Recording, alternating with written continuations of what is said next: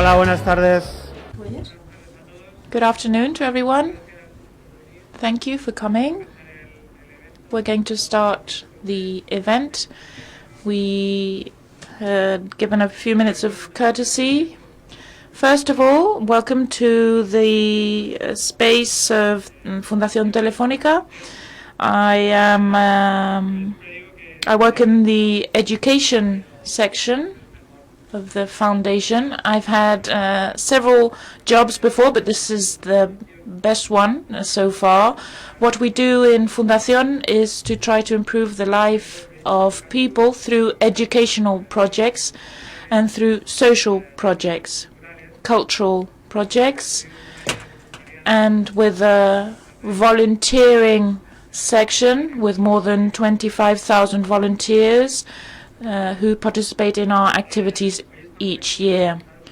Today we're going to present an educational project. We have been working in this area for nearly 20 years, and our philosophy can be summed up in 3 words. Explore, first, inspire, and to transform. Explore, why? We think it is very important to research, to try to identify in this complex world with an excess of information which are the best initiatives with regard to education, the best methodologies, the places where things are being done in the best way. Secondly, to inspire, because we don't only want to do that. We don't want to do these things alone. We consider that it is very important to work in groups and networks to raise awareness in the society and public administration with regard to the importance of education and to make projects progress. And thirdly, to transform, because our vocation is very clear. We want to do. We want to generate a real change where in those areas in which we work. Today we are presenting the top 100 educational innovations 2016. It is the 2nd edition, and this project really fulfills these 3 ideas. It is an investigation that we've done worldwide to be able to identify educational innovations. We hope that this will inspire many of you to spread information regarding these initiatives, and during the event you will see this. We don't want this to be just a report. Hopefully, with our support, some of these initiatives will be implemented and replicated in our country to be able to really improve the life of people, and especially with regard to the skills of our students. This year, the report focuses on digital society. We've looked at initiatives that we think are valuable to be able to get closer to our students, to get them ready and better prepared for the current society and the open society that we don't really know what is going to look like in the future. Before giving the floor to the people that are here with me, I wanted to thank the people who have participated in this project. A lot of people have participated. The team from Fundación Telefónica, Aroa Sánchez, the coordinator of the project. I also wanted to thank Up Social, that has coordinated and promoted the workshops, the jury, the research itself, and has led the international part of that research. I also wanted to thank Shoka, an incredible companion during this journey that has led the investigation here in Spain. I also wanted to thank ESADE, the Social Innovation Institute, and the part with regard to alumni. Cesaria alumni have helped us understand these innovations that you're going to be seeing today, and have helped us know which would be the best way to replicate them in Spain. And finally, I wanted to thank all the institutions who have collaborated in this project. We haven't done this alone. The definition of the research, the selection of the winning projects, initiatives, we've done this with representatives from universities, companies, public administrations, educational centers, teachers, and we've gathered all these points of view, all these perspectives, to be able to have the best result, and we think we have achieved this. Hopefully you will like it.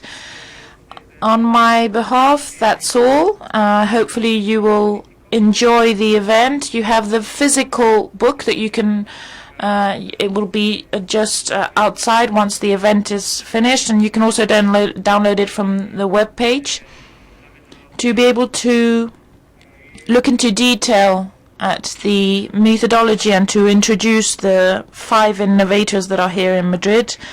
I would like to introduce you to Miguel de Paladella, the CEO of Absocel, who is going to be taking the floor right now. Thank you, Pablo. I think it's important to start with the whys. Why? Well, we have a sentence that is obvious. What do we have to explain with regard to this? It is true that inside the educational systems there are a lot of things that we don't like. We don't like these things for quite some time. So we have to start thinking about why. When we talk about innovation, and innovation in the educational sphere, day-to-day makes us forget about our perspective. Our perspective is blurred, and we need to put things in the right place.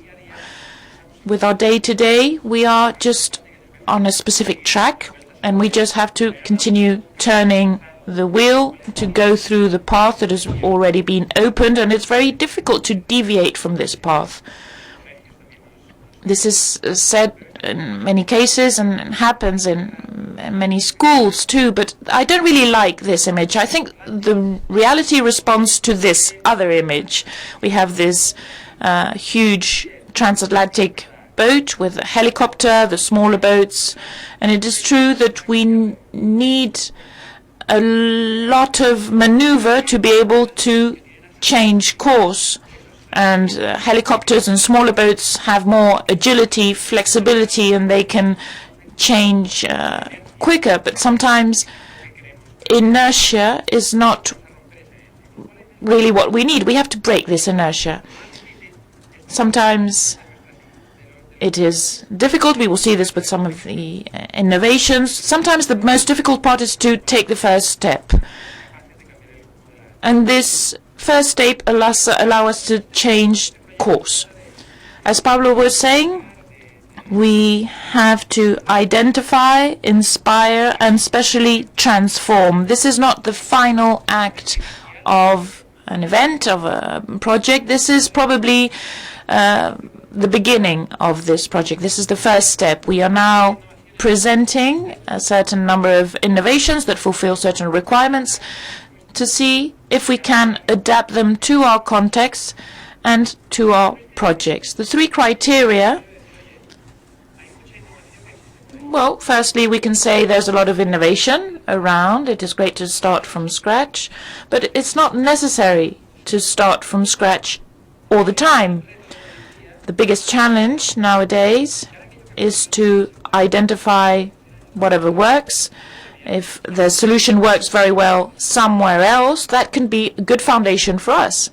So let's look first at innovations with evidences, with impact, that really demonstrate that they can fulfill what we want them to fulfill. Secondly, first, we have evidence. Second, we have scale. We need to have scalable innovations.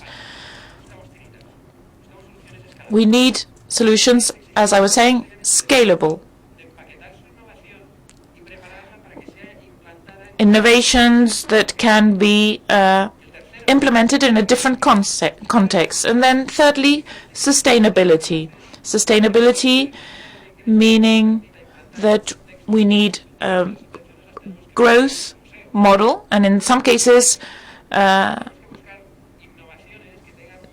they have to be sustainable model innovations with models that allow us to implement them in a sustainable way. These are the three criteria that we have applied when looking for these innovations. 2 years ago, we looked at worldwide innovations. We looked at the international scene, and we didn't look at our own country. And there was a critique there.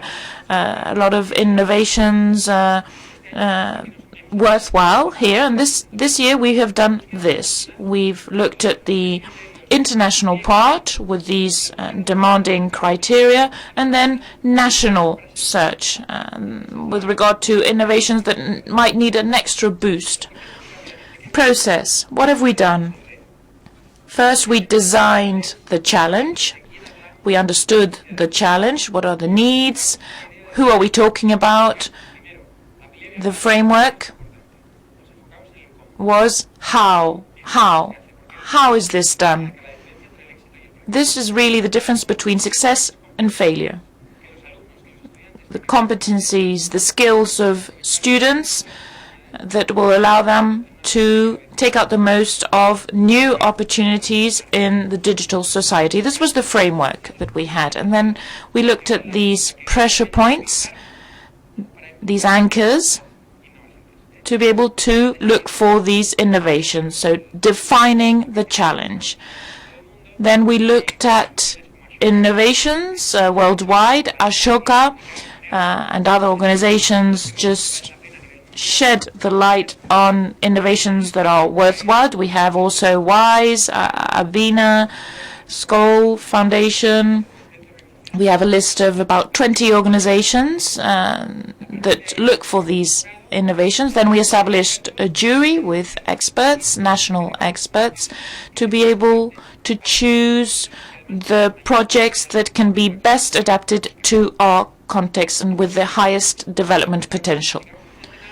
We identified 100. They are included in the report. Then we selected 30 out of these 100, and then we have the 5 winners that we want to try to implement in our context. 4 or 5 months ago, we selected them. Since then, we've had a group of mentors that have allowed us to work on the detail, how to adapt this to our context.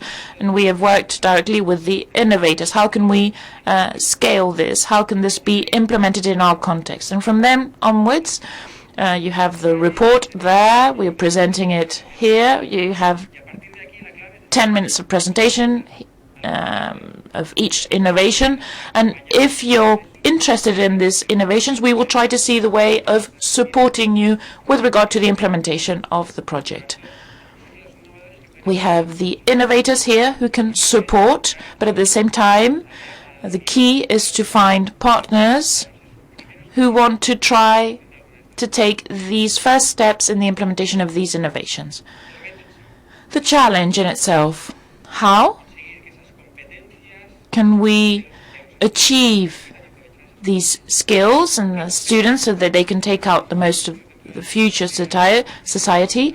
We've got UNESCO, European Union. Everything is detailed in the report. I'm just going to mention a few of these skills. It is not just using the tools that we have on our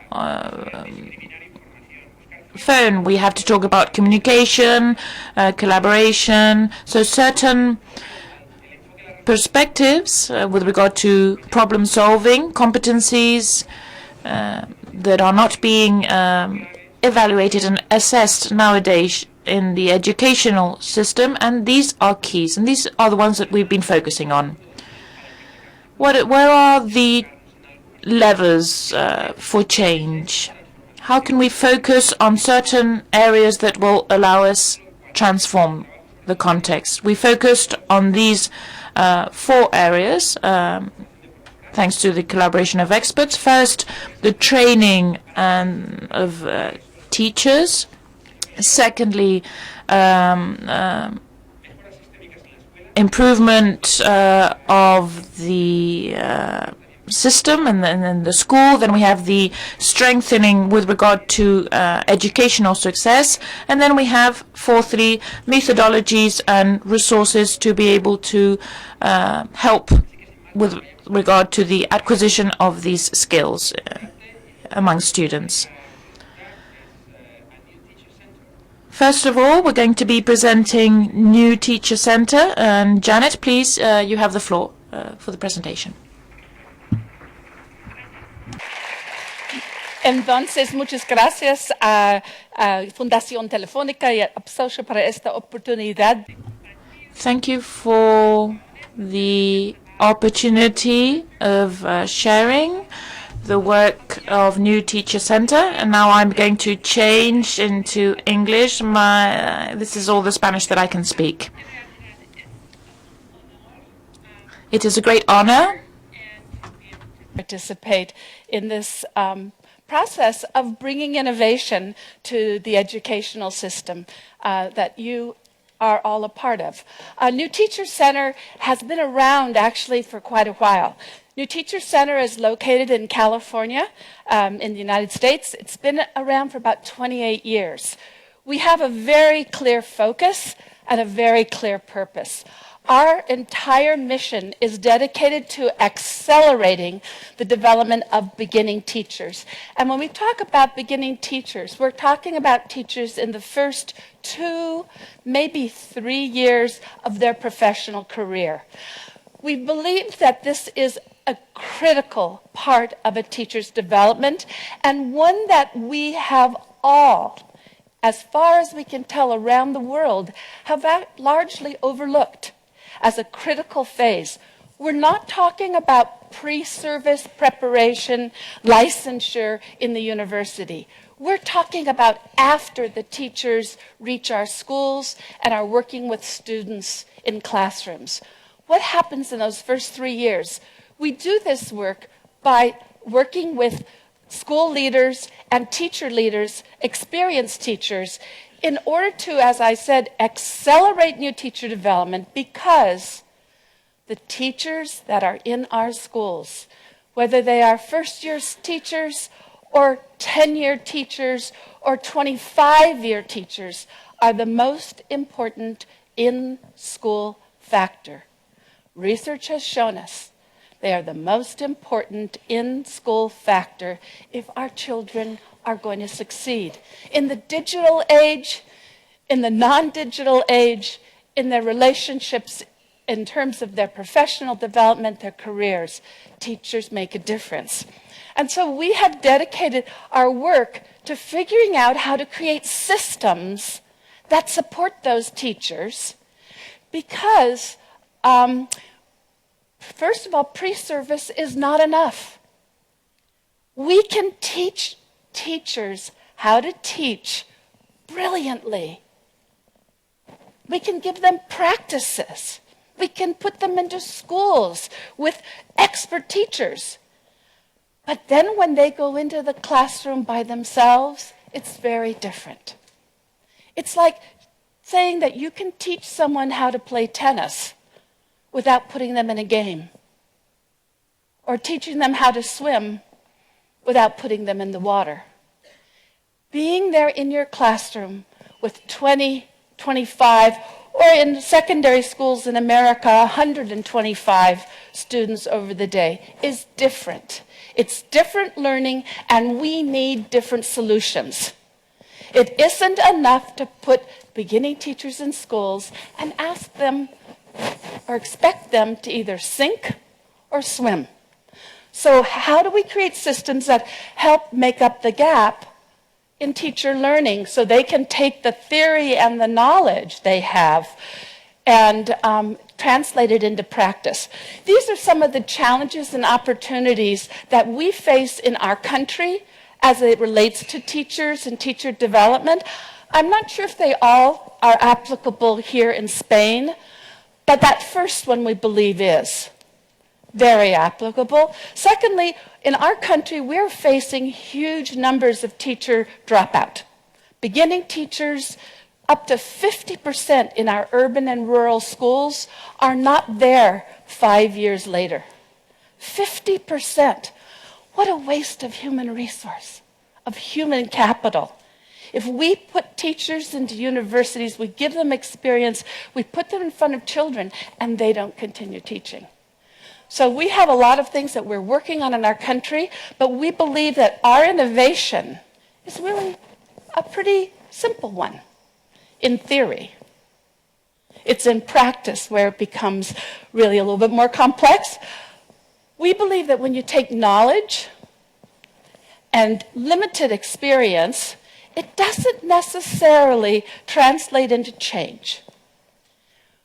We believe that the missing link, as it were, in the process of really making change in schools is having a collaborative partnership with another teacher, someone who is able to be a guide on the side, to mentor and coach. And that is where we focus our work, on a mentoring model. In that mentoring model, and it looks differently in different contexts where we work, the mentor, we train and develop that mentor in novel and innovative ways with a curriculum that we've been working on for over 25 years. We train mentors both face-to-face and online, and they support teachers in ways that develop habits of mind that generate continuous improvement and ongoing learning. It helps beginning teachers get better faster. It helps students be able to achieve in those classrooms the same as they would in an experienced teacher's classroom. In fact, our research has shown that beginning teachers given 2 years of innovative support by a trained, experienced teacher, we have evidence in more than one of our partner organizations, partnering school districts, that beginning teachers, the students in those classrooms, are performing as well as the students in veteran teachers, experienced teachers' classrooms. Not only do beginning teachers get better faster, but they stay. Beginning teachers oftentimes leave when they don't feel that they are efficacious, or if they are not feeling effective with their students. So we not only have teachers staying, but impact on student achievement. We're showing not only, as I said, gains for beginning teachers are performing at the same levels as veteran teachers, but students are showing gains of in mathematics, in language arts, in English language acquisition.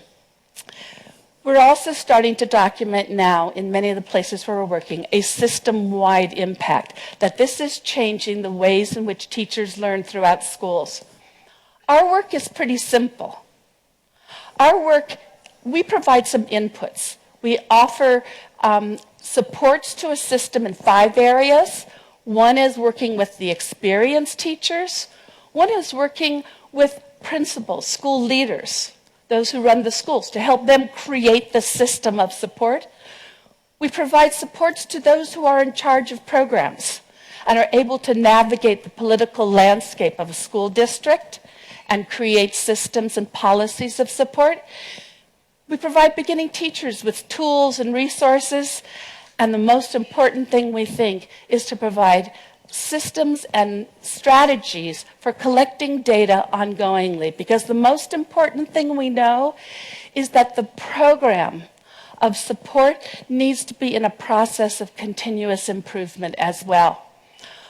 Our ultimate impact, as I said, is student achievement, but our direct impact is on effectiveness, leadership, retention, and also systems. So what, I'm actually going to skip this and move on. So what does really our model look like? It's what we call an evidence-based approach to teacher development. It starts at the top with a common language around what is extraordinary teacher practice, high quality teacher instruction, but also, or instruction in general, but also student standards. What do we expect students to know and be able to do? That's the platform for learning, for teacher development and learning. The second thing is this collaborative partnership, someone, the context, someone with whom they can talk about and learn about best practice, but a context where that is happening with safety and with systematic focus. The third thing is data. How do we learn and get better if we aren't tracking the impact of our current actions? So one of the pieces of our system is having data that is at a teacher's fingertips of their own practice, but also student learning. And this is the next one is where the system comes in, time to make that happen. How do teachers have time to collaborate, to reflect, analyze, assess that data? And much like, as you'll hear a little bit later this evening, it's in a kind of a design thinking sort of way. It isn't enough just to think about the options. It's about time. It includes then saying, what am I going to do tomorrow? What am I going to test out in my classroom tomorrow? An immediate next step that I can try out and see if that makes a difference with my students. Last of all, it requires a systems approach for sustainability.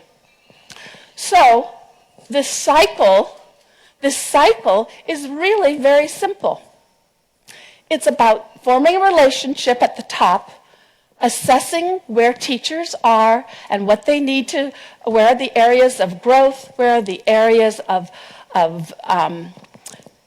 success, because we start with the assets, figuring out a focus for growth and development using standards, looking at options for next steps, trying it out, collecting more data, and reflecting and analyzing. This cycle of continuous improvement is the innovation that we bring to the mentoring component, because in our environments, what we have seen is that mentors and beginning teachers in the current state oftentimes don't have a process for moving practice forward.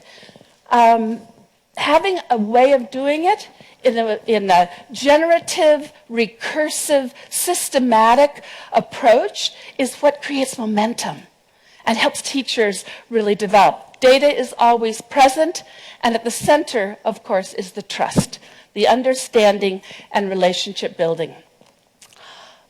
I just want to close by highlighting some of the principles that are really part of our work, and just 3 of them, not all of 6 of them, but just 3 of them.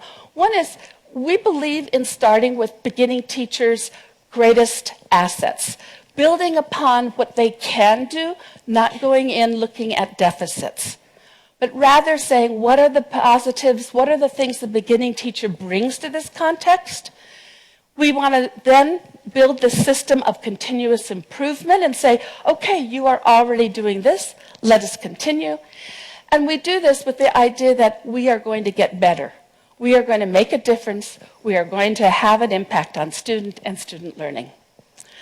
So with that, I thank you again for the opportunity. Miguel, otra vez, muchas gracias. And I enjoyed the opportunity to share our work. Thank you. Cheers. Desmond. Okay. Some questions. Sure. Lo que nos demuestra un poco. What the new Teacher Center demonstrates is that it is an example of that innovating discipline. Innovating is complex. It's not only being open to testing and making mistakes, it's also about the discipline of measuring it and reporting it in a systematic way. What they did is there's nothing new in teaching the teachers. The way that they have developed a mechanism based on the evidences and using mentors and training the mentors and creating standards when something works That's the novelty, and that what Jeanette has tried to explain today to us. I think that's where the merit lies, that they have developed the mechanism for accompanying new teachers and also the teachers, leaders, and for all the academic world. We have a few minutes for Q&A. If you have any queries or comments that you would like to share. A Janet, obviamente. Aquí hay una pregunta. Espera, un micro para que tengamos traducción. Con esta luz no veo nada.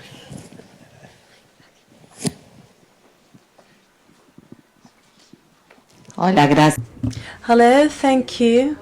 Mentor is a partner, a working partner within the center, or is it an external person that comes from outside? Let me take this out of my ear now. The mentor, we believe in building the capacity of the school or school system with which we work.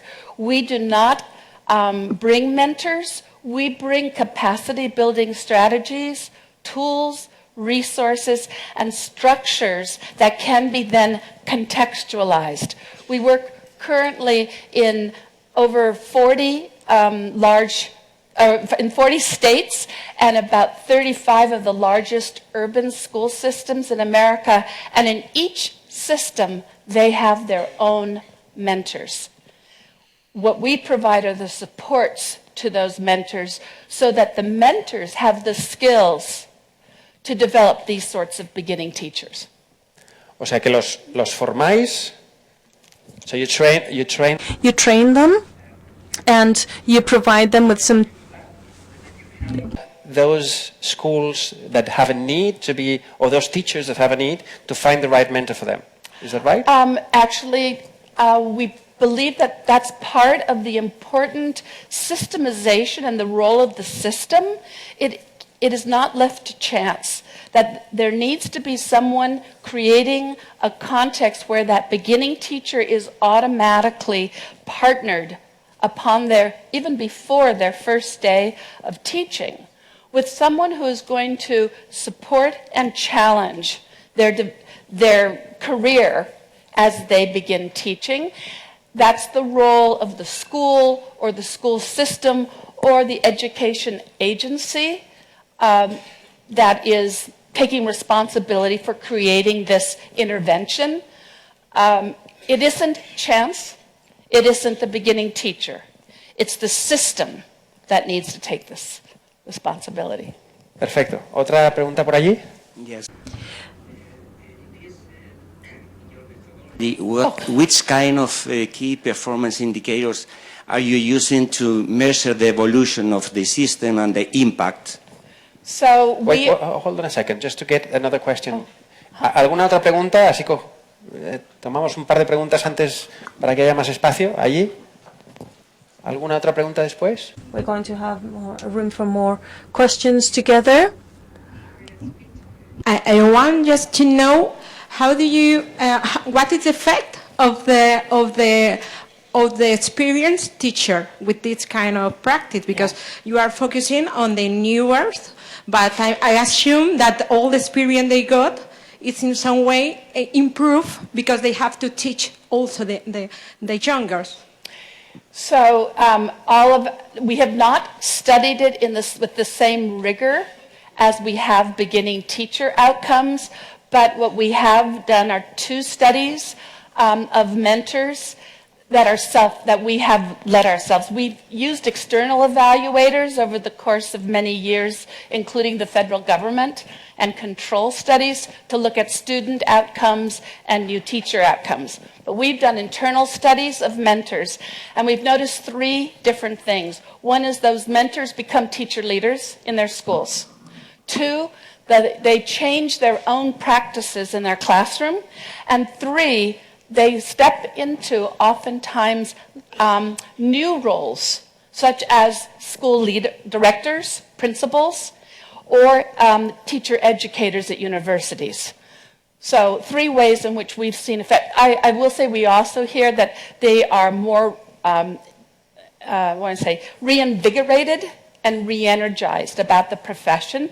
And we don't have anything more than anecdotal data, but they will stay in the profession longer, we believe. The question about the key performance Key indicators? performance indicators. We look in five areas. One is just reach. How many teachers are you, and are you doing all the teachers in your system? Now, once again, we don't study the systems where we're working. We have them collect their own data, but we ask them to collect data in 5 areas. The second is program implementation. We have key indicators around program implementation that include time, include the amount of preparation mentors are getting, also the use of tools. Are the tools actually being used? The third area where we look at key indicators are teacher retention. Are the teachers staying in the schools longer? We look at 2 areas of teacher retention. One is, are they staying teaching longer? But 2, are they staying in the same school? Because one of the things we know that schools need and children need stable teaching populations. It helps them stay connected to their schools. So we look at two factors when it comes to retention. The third area we look at is student data. It's teacher effectiveness. Teacher effectiveness, the performance indicators vary because once again, we're not doing the studies. We work in the context of the school, so we ask them to use either established student test scores that they use locally, or we have sometimes used national student test scores. And I think I just switched to student and teacher. I went from teacher to student. And so for students, we look at either local test scores or national, and we've also looked at the proxy of student retention. Are they staying in school? For teacher effectiveness, we look at teacher evaluations. We look at teacher observation data by outside researchers at times, but internally observation data, and also teacher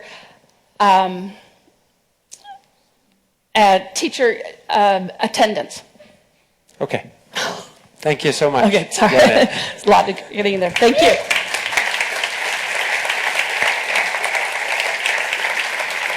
Gracias, Janet. Tendremos después la oportunidad de hablar con ella. Thank you, Janet. You will have the opportunity to talk with her after this session. Now, I would like to leave the floor to Fab Lab, because we're talking about learning by doing, and we're going to have Santi here. Can you explain to us what it is about? Hello, good afternoon. I would like to thank Fundación Telefónica for giving us the chance of being here, App Social also for your support, Carmen, during all this time, and the 2 mentors from SADE that helped us have a proposal about insertion as well. I would like to tell you about Fab Lab and Fab Lab Barcelona. I don't know if you know what these acronyms mean, but in order to explain this, I probably have to go back a bit in time and start explaining what is a maker, or what is the maker culture. When we talk about a maker culture, we are thinking of a motivated person. It might not be the right perfect word, but we are motivated people. We are people who, when we are interested in something, this motivation, this passion that we feel pushes us towards doing things, towards making things. Here you can see a child presenting a project in the Maker Fair in 2014 in the White House with Barack Obama. And we can see in the eyes of this child the concentration and the pride he feels when he shoots his compressed air cannon, and the way Barack Obama actually conveys this excitement when it finally works. You can watch the video. It's quite revealing. There's one of the characteristics about the makers and it's the cooperative work. And you see Barack Obama, when the boy is telling him how it works with the air pump, he needs to put air into the system so that it is finally compressed and comes out. And Barack Obama doesn't let the boy finish, and he wants to do it right away. This type of things happen, and this is the type of things that we're looking for. But if there's a quality that every maker has, is this need of doing. This is the way that we learn not only concepts or knowledge, but we learn about ourselves and how to relate with our environment. I would like to explain to you the way I understand the learning process in a culture, in a maker culture. We see a picture of the Fab Lab in Barcelona. We're building a car or something else. But you see underneath several points. I would like to highlight the fourth and the sixth, which I think are key. The learning process follows certain patterns followed by other processes, but I think that we need to focus in the mistake. In the Fab Labs, mistakes are not punished. They are part of the success. They make you go back to the beginning and find a different path. And when we think about something that we have done by ourselves, when we research for the information and we finally succeeded with all our efforts, imagine the happiness and how we feel like telling everyone and letting everyone know. So this is part of the basis of knowledge, and this is the way we convey the knowledge in the maker culture. If we need to think about an example of a maker, some people ask me about it, and I like showing this example of Keynes. He is an LA boy. His story is a sad story. I don't know if you have seen the video, but it's very sad. His dad has a mechanical parts workshop, and one day this boy decided that he wanted to build an arcade for shooting balls, etc. So he took all the technology and material that he had at hand from his dad's workshop, and he started a full learning and creative process that led him to led him to learn everything worked, all the machines, the way he explains how every little thing works, how he creates the tickets and everything. But also this gathered a lot of people around him. All the people through the social media learned about his proposal, and they went one day to visit him and to give value to his project. So I wonder, how can we take things that are happening outside of the classroom, bring this into the classroom? If we think about a Fab Lab, we have two concepts. The first of which is the technological part, and this depends on the Fab Lab. And then we have people in order to create projects that are both personal and community bound for solving real issues. And a Fab Lab, it's not only about a space with technology and people.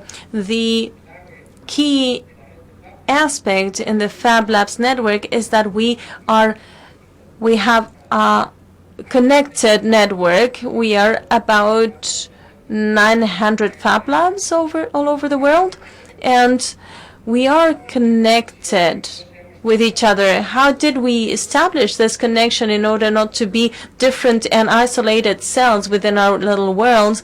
We understand that the connection is an academic curriculum. This was born in the IMT in a specific course that was exported to all Fab Labs, and this was the catalyzer of all this network.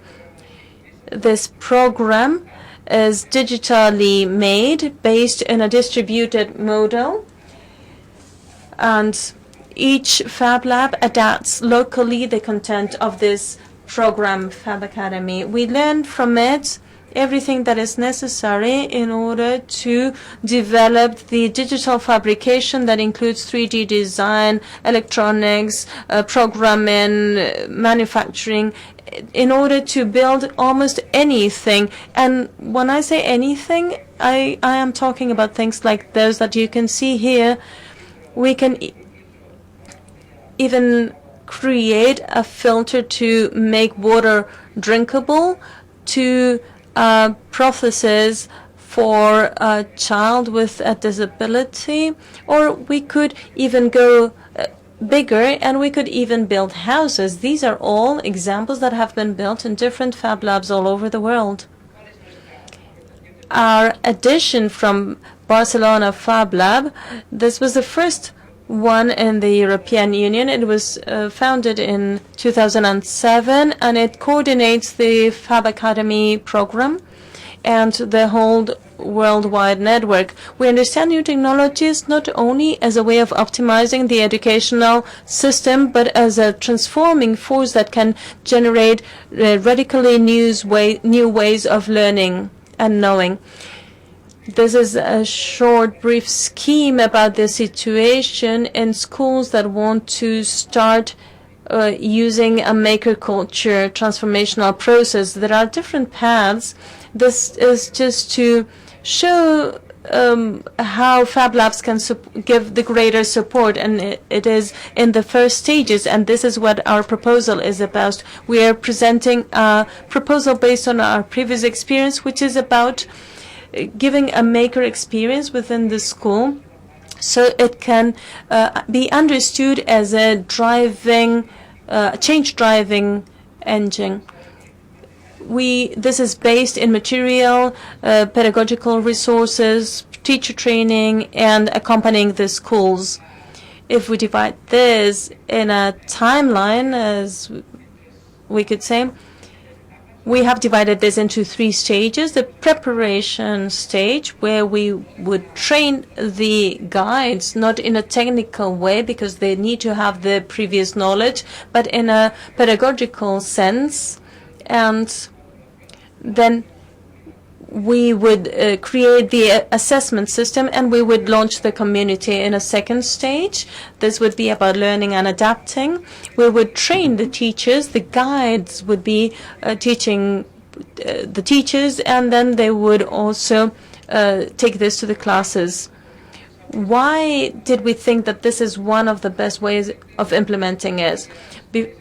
Before, we had different experiences about teaching the teachers and also teaching students, and we all know that teachers are already overworked, and although they might want to learn all this, but they do not have the time to do it. So the best way for us to start is by doing. So what we give them is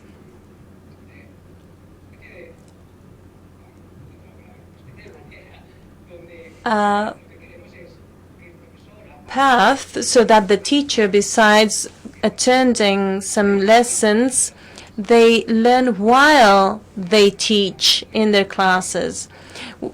For this, we give them a guiding person so that they can implement it. And then we have an expansion of the community where the guide, the mentor, would not be so important in the training of the students.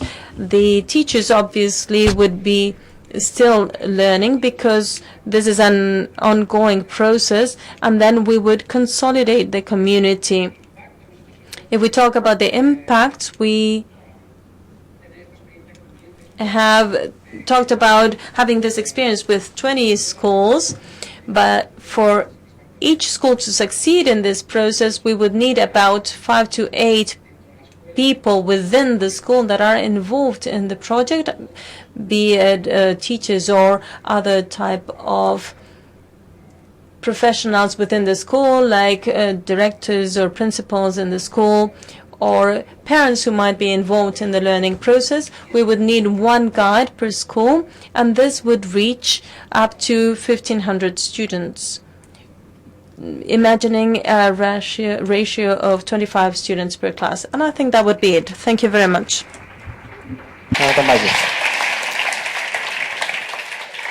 Sí, no sé si os acordáis. I don't know if you remember the most memorable learning experience in your lives, but when I think about mine, I think I was doing something. I don't know why we lost this or why we never implemented this maker culture within the academic system, so educational system. So if you have any questions, please, if you want to share it with us. ¿Dónde está el micro? ¿Quién se lo ha quedado? Bueno, pues me acerco yo. Ah.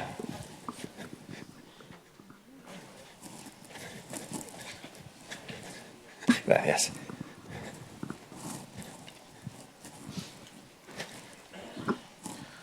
Buenas tardes, gracias por tu presentación. Good afternoon. Thank you for your presentation. I would like to ask two questions. First is, how do you motivate teenagers or children above 12 years? And if there's a difference between working with boys and girls because of this issue with technology, maybe girls are not so interested. Do you realize this also at the Fab Lab? There was a second question here.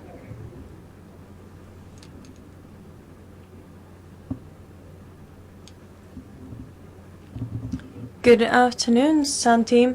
I also wanted to ask about motivation, how you get the girls involved into these type of ideas. And I was also thinking if you receive any institutional support or if you still haven't explored this new path. Have you realized any institutional support, or do you think this will go to the marginal education like extra school classes, etc.?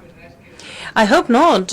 It's true, however, that currently we are seeing a lot more interest than before in all this type of education. And to implement this type of education, people are more interested now than 5 years ago. So I think this interest will finally turn into an institutional support. I do not know the situation in Madrid. In Barcelona, however, there are many steps have already been taken in the line that this could be a viable project and a viable concept for the future. Institutions are creating spaces for the digital learning, which is basically the same Fab Lab concept, but they're using like a sort of libraries where they give support to schools in order to go digital. I don't know how this is working out in Madrid, but I see that there is a greater number of companies who are interested in all this process of carried out by the makers, like HP, for instance, with the 3D printers, for instance. But if we go to the USA, there are multinational companies that are developing software just for us to facilitate all this. And if they are already thinking about this, I think we might be having a voice. And also how we motivate boys and girls at the same time. Well, very humbly, I will tell you that I have seen a great difference between the situation when we go to the classroom and we suggest things to them than when we change the space, the environment, and they come to our Fab Lab. In the Fab Lab space, they feel much more motivated. I'm not talking about generating activities where you need to do something, but about providing an environment where everyone can choose what their path is. And that is where you ensure that you're receiving the greater implication. Each a student will find their own motivation to work. Whatever project we're talking about, be it electronics or something else, they might all find their own ways of dealing with it. And we need some mechanisms that sometimes teachers do not have. And this ability of knowing how to guide without being too obvious and motivate students. And you need to be able to work with the uncertainty of the result of each of your working day. Working like this, it's a new way. I myself received a very formal education, and I'm also a teacher there, and this makes you be very motivated every day in the classroom in order to put everything in track so that at the end of the day everyone feels it's been a success. So if we present the classes in a very open manner so that students can give their own contribution to the learning process, they will find their interest. Although it's true that when you talk about technology, and especially at this age range, there is still a bit of a difference. But I also think it's a matter of normalizing, of standardizing it better than it is now. And this opens the debate for a lot of discussion. In Barcelona, they asked you a question because they do not care here in Madrid so much about money, but what would be the price? If nobody asked me, why are you asking me about the money? How much does this cost? It's true. This is the for these 20 schools, we have calculated about 1,800 euros per month per school without receiving any type of support from anyone. The more companies and institutions and connecting partners come together, the more accessible this will be. Thank you very much. Muy bien.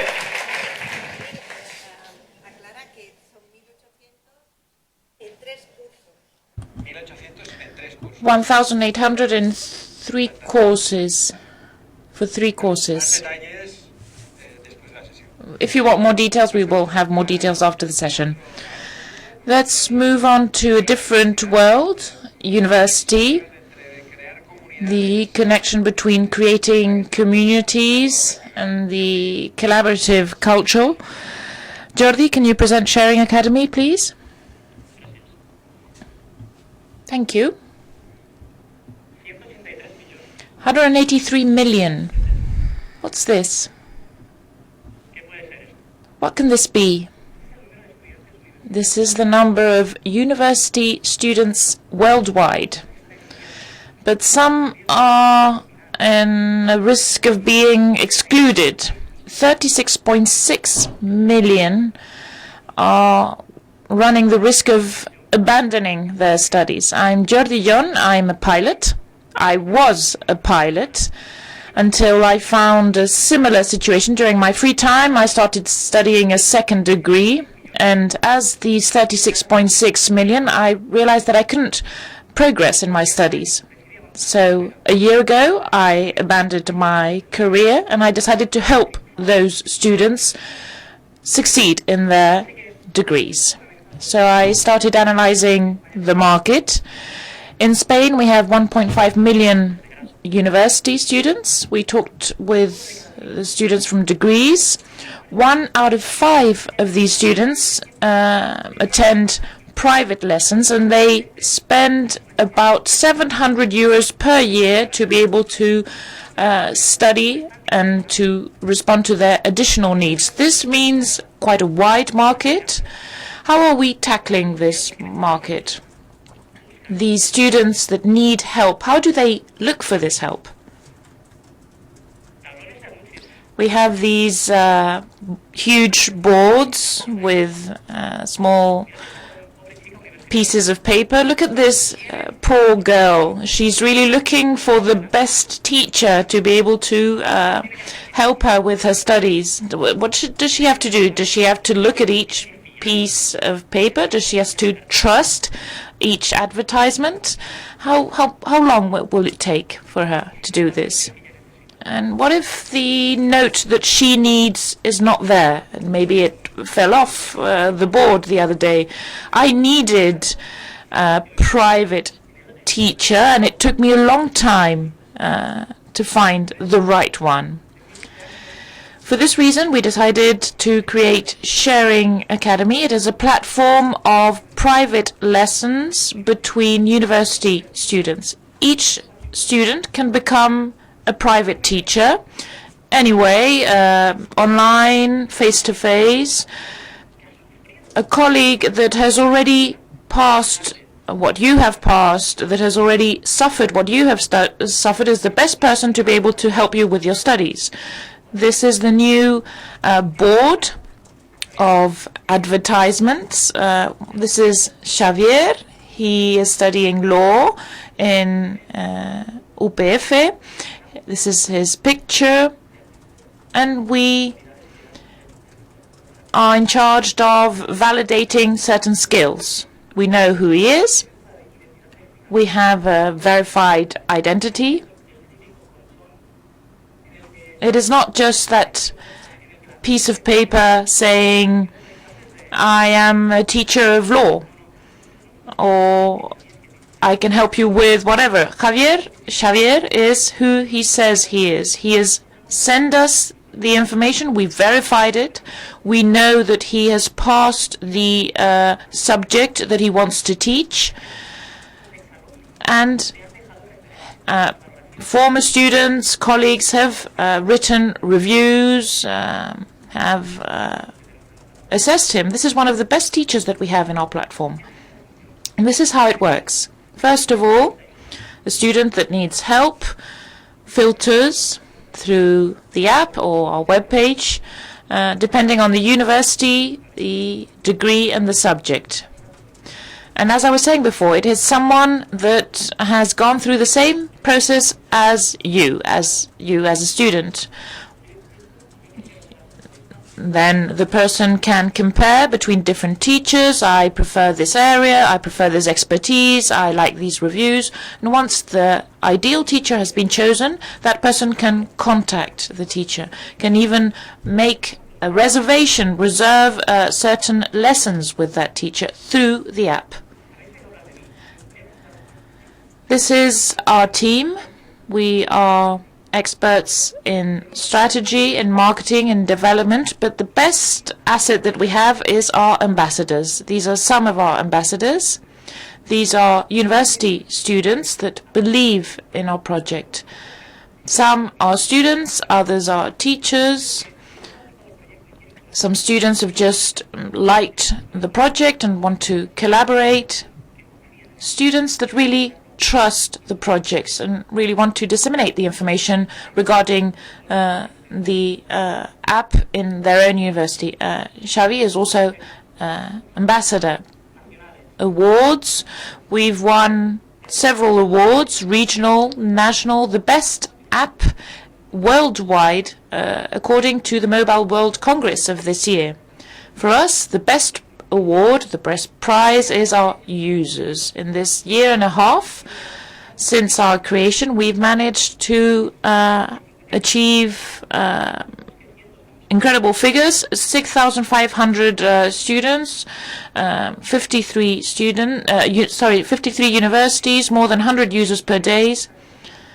Out of all the collaborators that we have, 1,500 are already teaching, more than 1,500 private teachers, more than 11,000 subjects. It's not the same to talk about Calculus 2 in the Complutense University than Calculus 2 in the University of Barcelona in a different degree.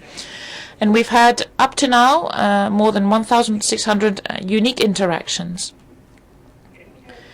We want to be sustainable, and this is why we are proposing a double business model. We cannot reach all the students at the same time. We don't have enough resources for this. So we've established agreements with academies, schools in each region to be able to offer our services. But our future is based on a model where the users will make the platform sustainable. We will only charge the teachers.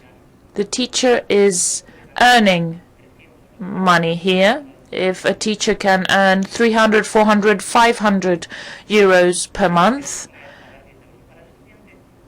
that teacher can pay 10 euros per contact.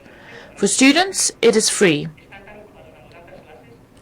At the same time, we also offer a system to control reservations. What do you think? Is this the best way of organizing university knowledge? I don't think so. So next time you need a private teacher, you can use Sharing Academy. We have the university student that will help you pass your exam.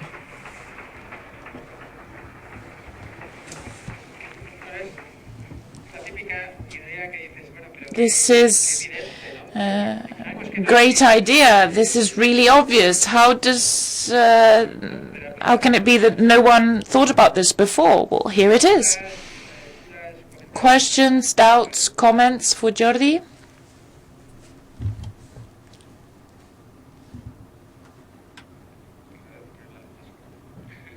I can't see with the lights. Yes, we have a question over there.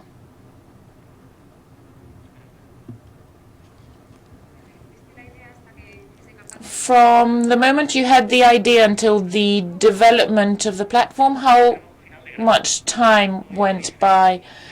I did this in a semester during a research at the end of my degree. I wanted to, first of all, find out if this made sense. So during 4 months, I talked with my colleagues and other people. Then I was in a nurturing and a support scheme, and then 7 months until the platform was developed. A long time, too long. We need the microphone to be able to translate. Sorry, we cannot translate the question without the microphone. Your platform also uses university knowledge. Can you use it before university? We've focused on the university market because it is easy to reach university students. It's you can see them easily in the streets, but our objective is our teachers, our university students can also help students before university. Someone that can be trusted by parents, or someone that has a proper knowledge, that has been validated, that has the certification of our institution. Thank you very much, Jordi, for your presentation. Finally, we have the fourth presentation, José, Ayuda en Acción.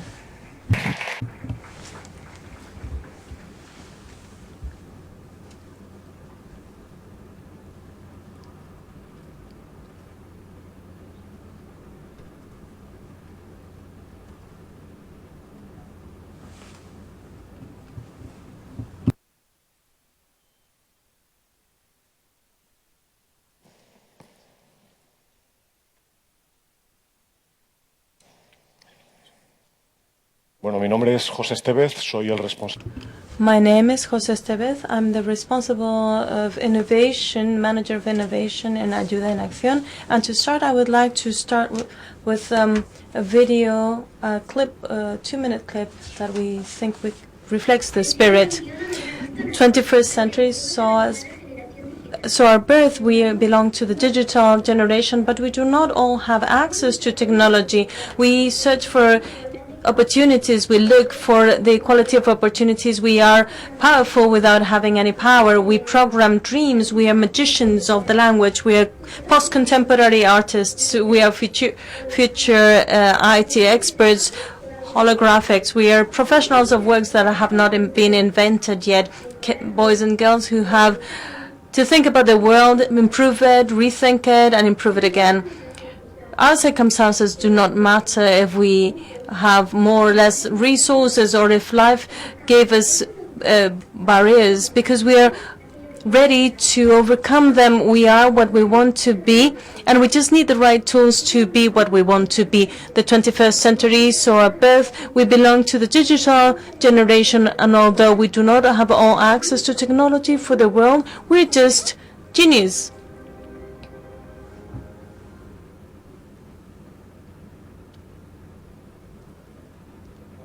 Spain has the greatest school abandonment rate of 10%, and our country, due to the crisis, is the most unequal country of the continent. There is a great number of children in families that are at the verge of social exclusion. This led to Ayuda en Acción, who has been fighting for many years in other areas of the world to start working in Spain. And we have several lines of work, and one of the most important ones is in the field of education. In this field, we find an opportunity within the extant field. The European Commission has been saying for many years that our country and those around us have a great demand of professionals within the science and technology areas that is not being fulfilled. And in this field, in particular, we find the opportunity for Genius.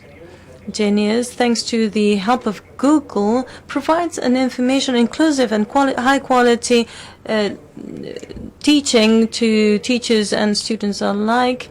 It's focused in the passing of positive social values, and the help of Ayuda en Acción with the knowledge and values and the Google's knowledge and technology has enabled us to create an innovative technology based on the project-based work and transformational education. We want to create an education that is transformational by developing learning material, methodologies, and content material, and also to support and accompany the teachers in order to solve challenges in teams, incorporating the use of technology within the classroom.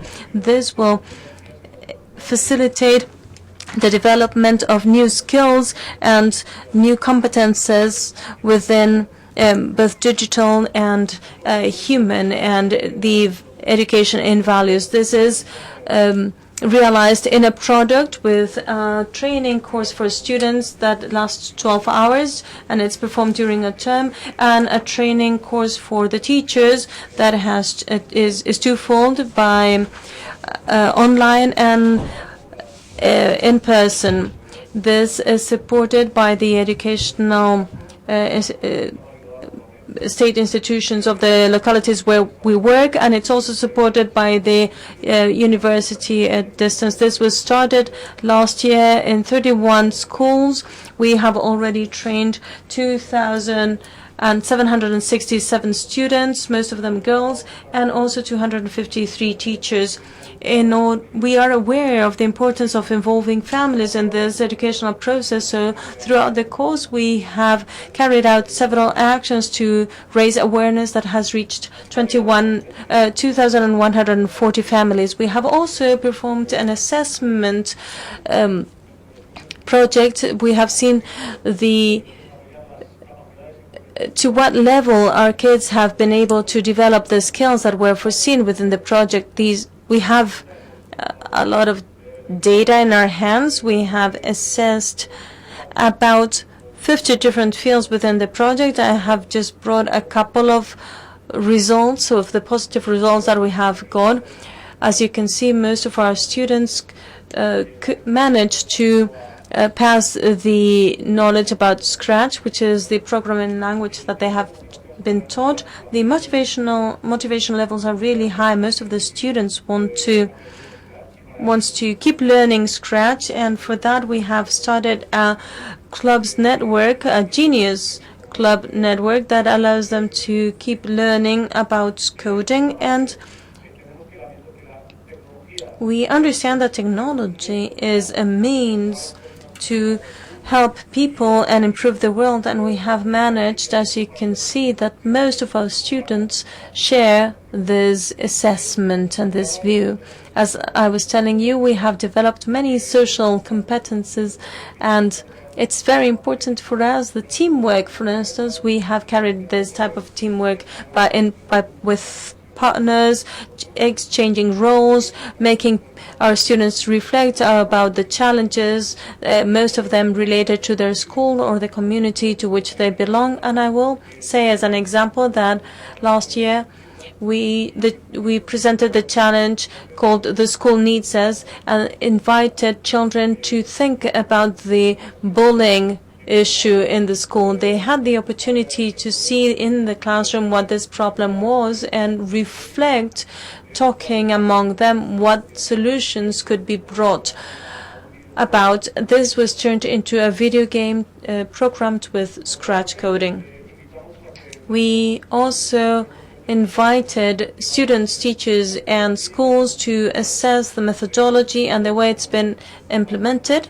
I will give you a couple of data.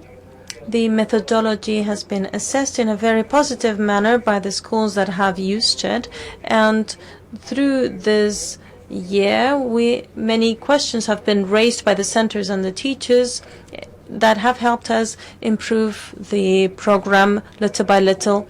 Our mission is to generate equality of opportunities for boys and girls through a learning innovation process that enables teachers, schools, and students a methodology that enables them to develop skills regarding programming and teamwork and social innovation. We want to be a referential institution in the design,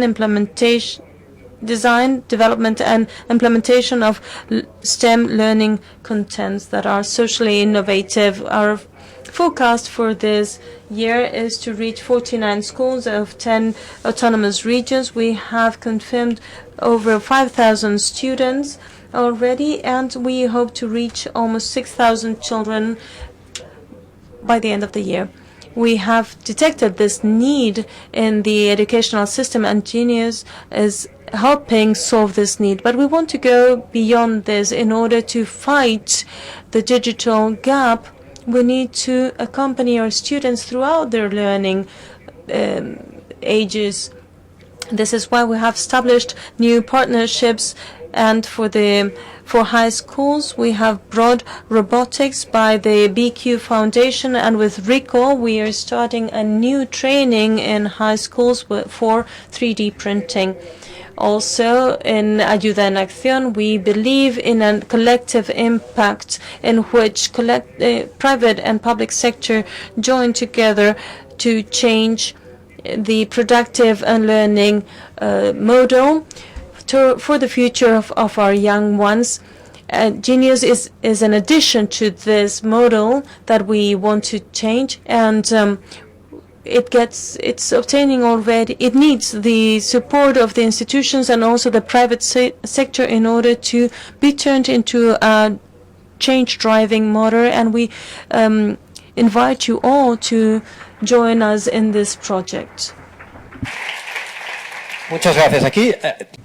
Thank you very much. We were very surprised here to find an NGO that is able to develop a program that is connected to the obsession of the idea of access, and this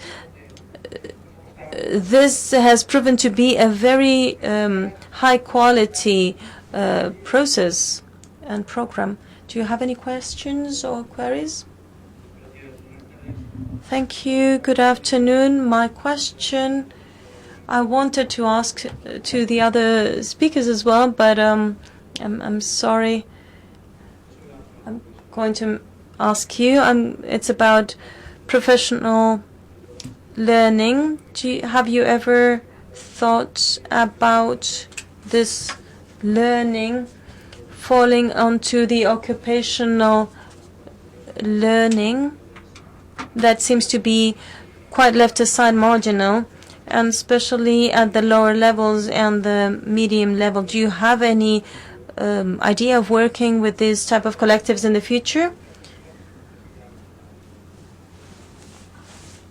Buenas tardes. Yo quería hacerte una...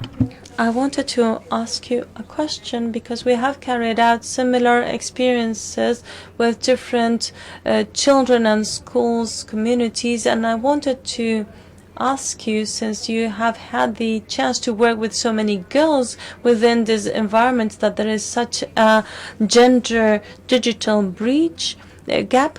If you have seen any differences between boys and girls, and what have the results been with the girls? Because I have seen other projects that are similar in the world but are working only with girls in order to promote this work among them, and the results are quite good, but I would like to know your opinion.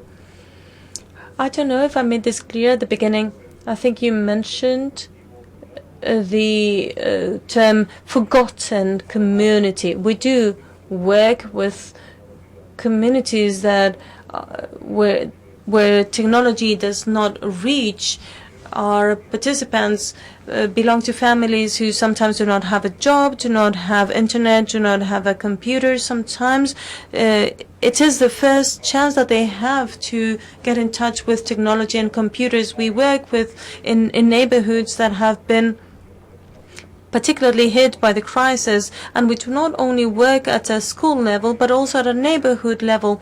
Our intervention from Ayuda en Acción is an integral intervention. We work with children, with their families. We have different types of employability, and we have different lines in different autonomous communities, regions, in order to facilitate the employability of the young ones, and particularly also aimed at girls.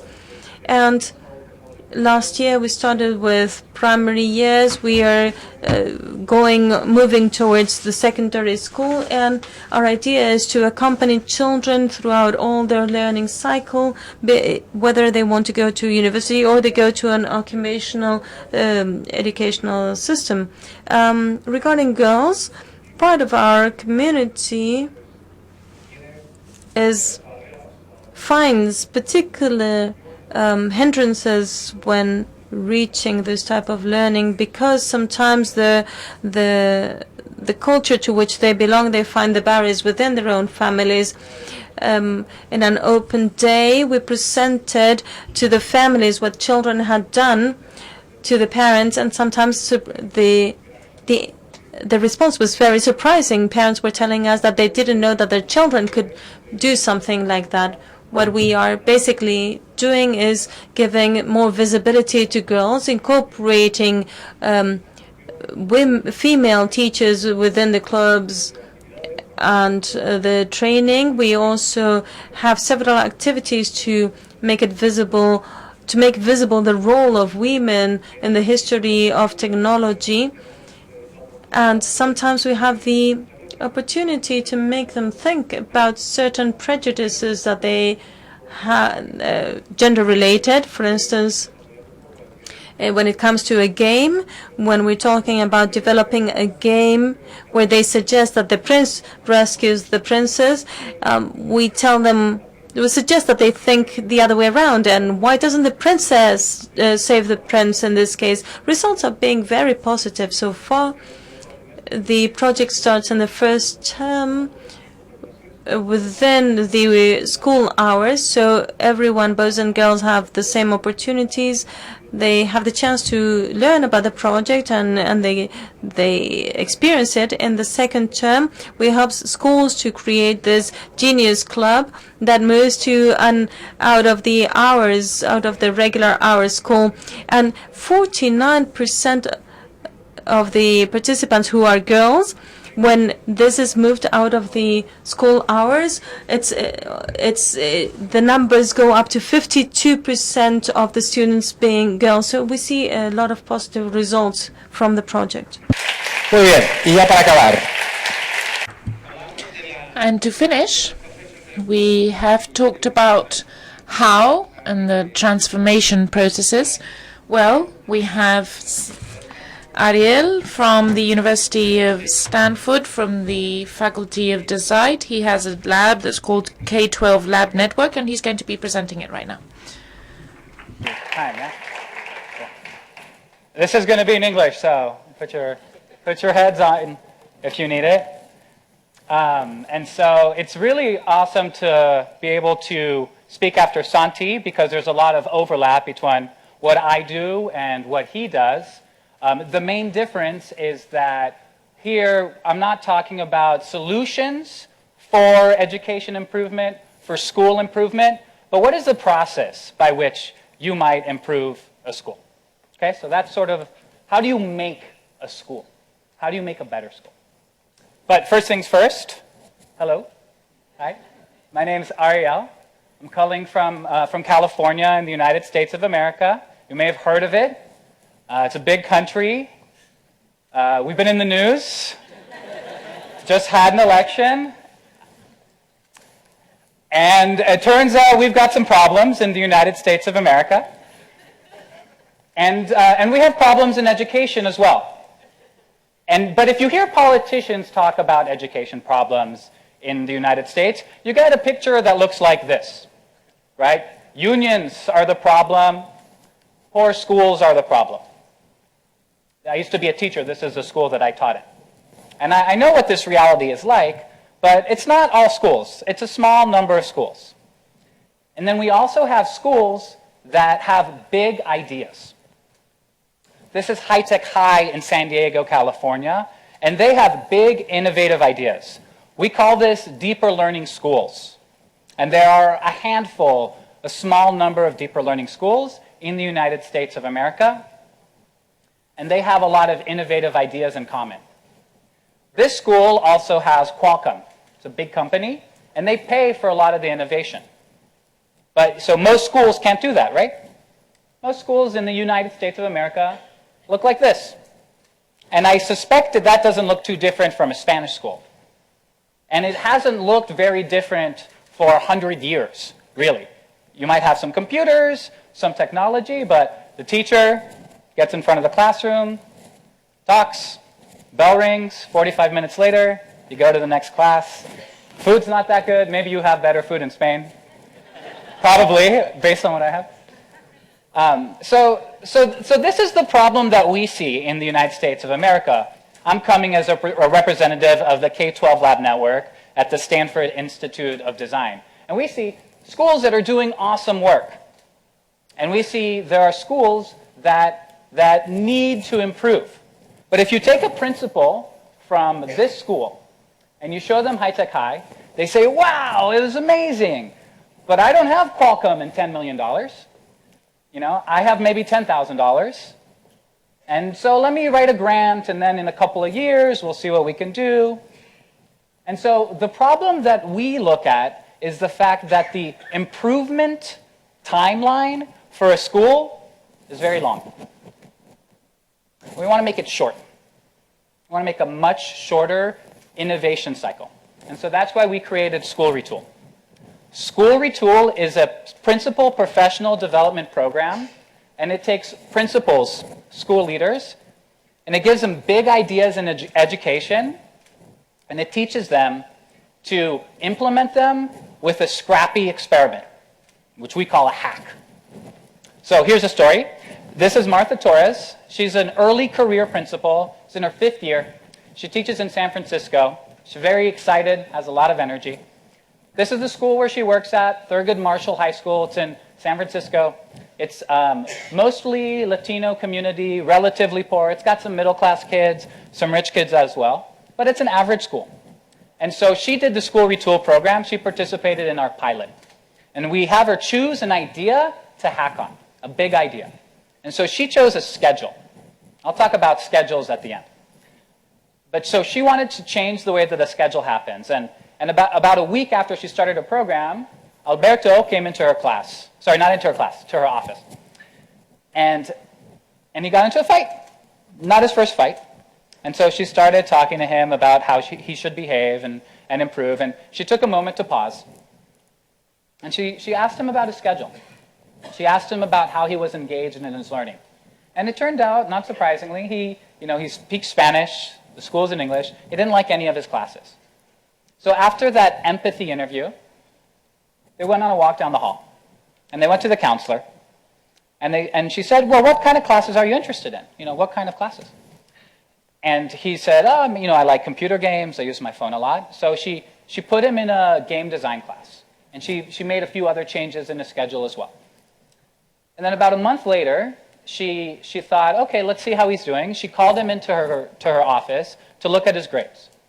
And this was the look on his face. He's shocked. He's like, what? What's that letter? It didn't go from an F to an A, but he was starting to get C's, and where there were F's, there were D's, and he was slowly becoming more engaged in school. And so this is sort of the process that we use. I'll tell you more about how we structure it formally. Basically, what we believe is that big changes start small. School Retool is a combination of two things. It's these big ideas combined with mindsets.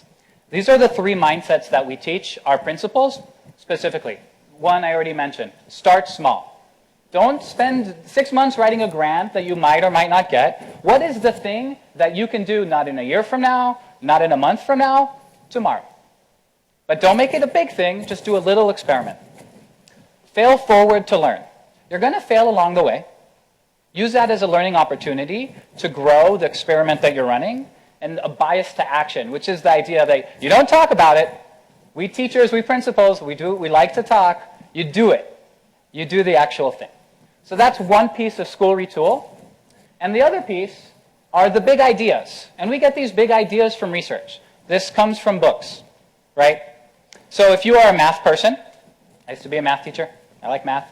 This is our very complicated formula. And I just realized this. It occurred to me, you could take deeper learning out of here, right? You could take other innovative ideas and take these mindsets, and you could try to hack towards other innovative ideas.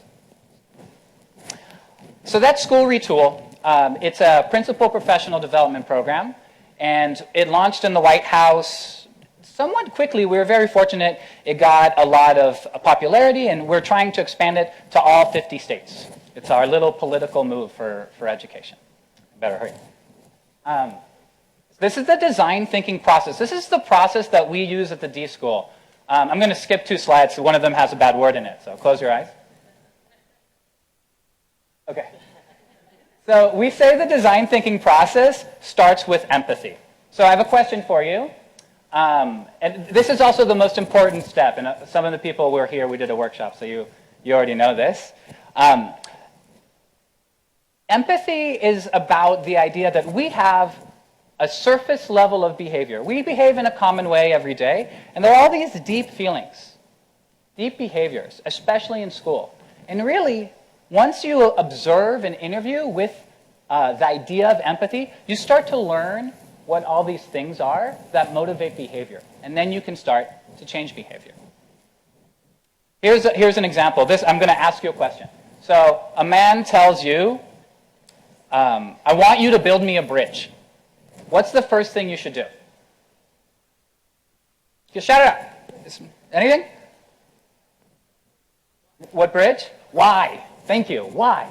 Why the bridge? Is it for communication? Well, maybe you don't need a bridge, right? Maybe you can use a telegram, right? Is it for a car? Is it for a bicycle? Does it need to be out of particular weight, particular materials, right? You need to design a bridge. We don't think about designing schools, right? We experience schools as a passive thing that already exists. And one way that we help principals have empathy is through a challenge that we ran. You guys know the Ice Bucket Challenge? Any second? Yeah. So we did the Shadow a Student Challenge. And it was an empathy experience. We used Twitter. We asked principals from all over the United States. We got 1,000 principals, actually 1,400, but we wanted to get 1,000. So we got more than 1,000. And we asked them to follow their students from the beginning of the day all the way to the end. Not to test them, not to assess them, but to think, what is the experience of school from the perspective of the user of school, right? Teachers, principals, they're not the user. Kids are the user. And we don't often think, what's it like to sit for 45 minutes? What's it like, you know, when you haven't had enough to eat? And these things are very important for the way the child actually learns. Again, so this is the design thinking process. People spoke about engineering and women. And one thing that we found in the design thinking process is that starting with empathy is actually good for all genders. It's a nice access point for all types of people. And then when you get to prototype and testing, which is when you can make things in the maker lab, you're already engaged and motivated in the project, and then you take on the technology more readily. So that's something that's very cool. What we essentially try to do is teach creative confidence. I spoke about a schedule, right? So we have summers off, right? You have summers off, kids have summers off. Why do kids have summers off? Anyone know? Because it's hot. When was air conditioning invented? Right? This is like the innovation, this is a problem with the innovation cycle, but we don't think to question these things that we experience passively. No, this is how school is. And so when you have creative confidence and the frame of mind to design a school and change it, you can actually meet the needs of your students in more positive ways. That's the end. A couple of other things. If you want to learn more, we have a website, schoolretool.org, shadowastudent.org. We're going to do this again February 2nd, and for the whole week. So it's just hashtag #ShadowAStudent. You can use Twitter. If you're a school leader here, we invite you to do it. And there's actually a organization called Creator Street that does design thinking here. Till, can you stand up? That's Till over there. And if you're interested in design thinking, please talk to Till. And also, we've just been talking about him sponsoring Shadow a Student in Spain. So you can talk to him about that as well. Thank you.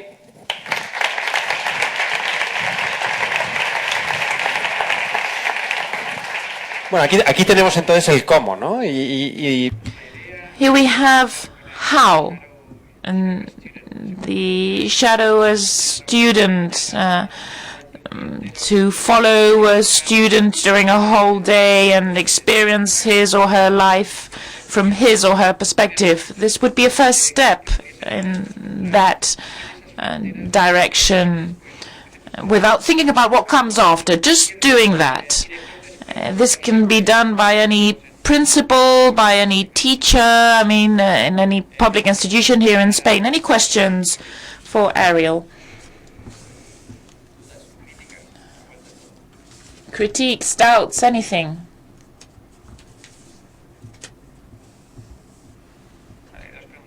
Two questions over there.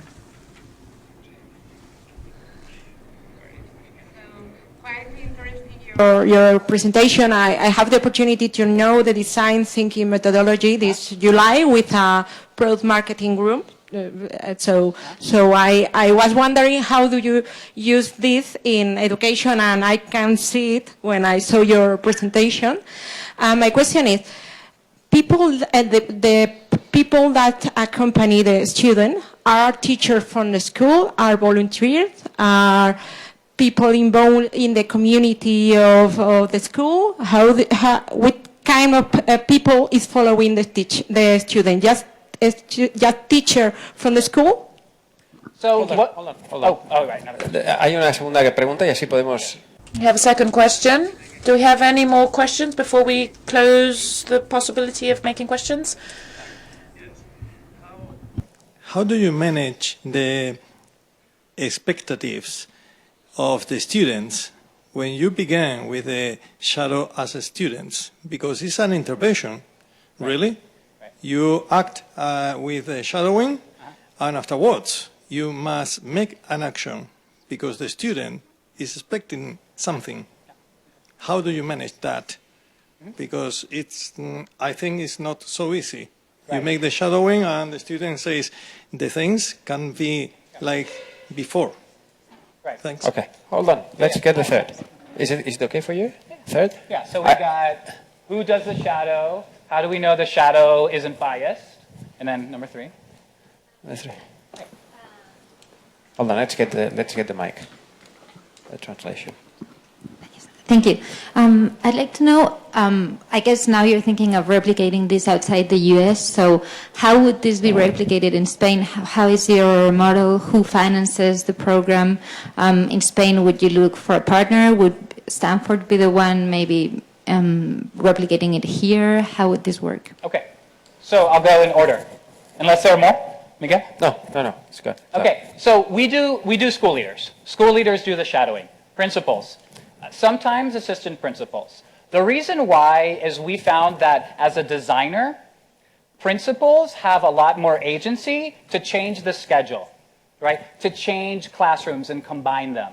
Another intervention that we do is we say, or we ask principals to put their office in the hall so they can actually see what's happening in the school. So all those, it's because they have different levers. When we work with teachers, we are focused more on doing projects with kids to improve the school or with kids to teach curriculum.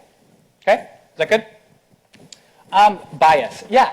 I have sort of two answers for that. One is that I'm not sure that they're biased, that the kids actually change. And the other is it might not matter because they're noticing other things. So why would students not be biased? Like, have you taught? Were you ever a teacher? Yeah? I mean, my experience has been like you have one day as really a teacher for the kids to, because you're new, they'll pay attention to you. And then the next day you can be Ronaldo, like you can be LeBron James. They don't care. They go back to being kids.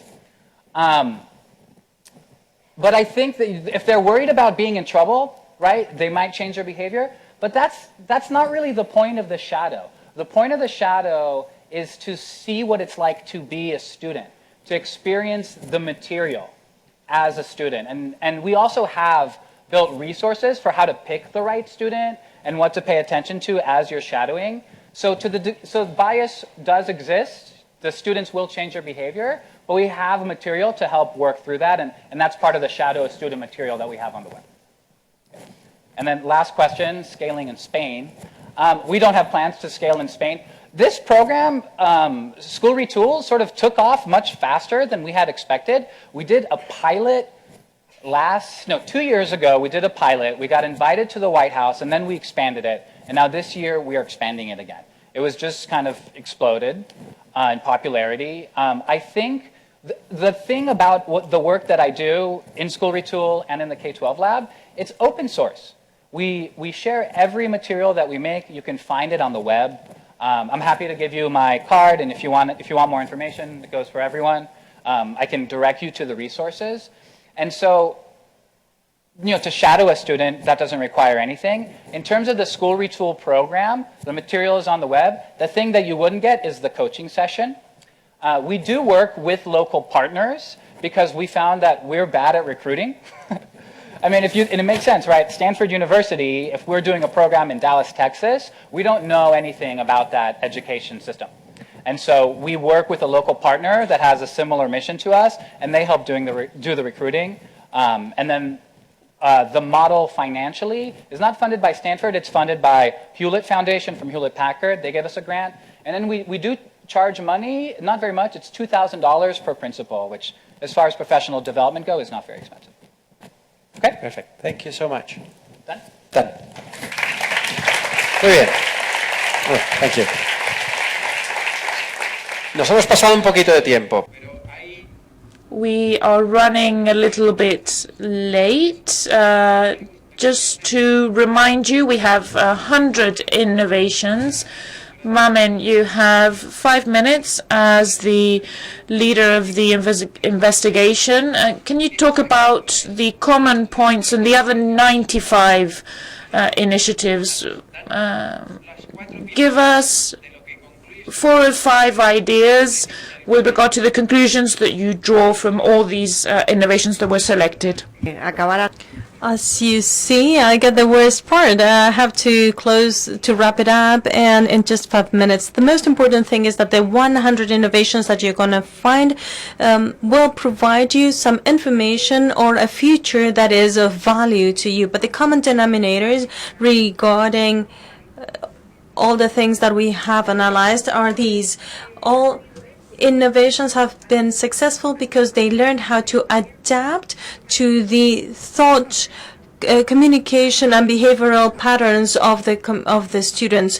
Here, there's a teacher from Class of Clash that you will have the opportunity to meet in a minute who have managed to incorporate the social sciences, natural sciences, technology from the Primero de la ESO they have turned all this into a video game. You will see another initiative in the report that has used social media and mobile phones so that kids can solve mathematical problems with the help of other students.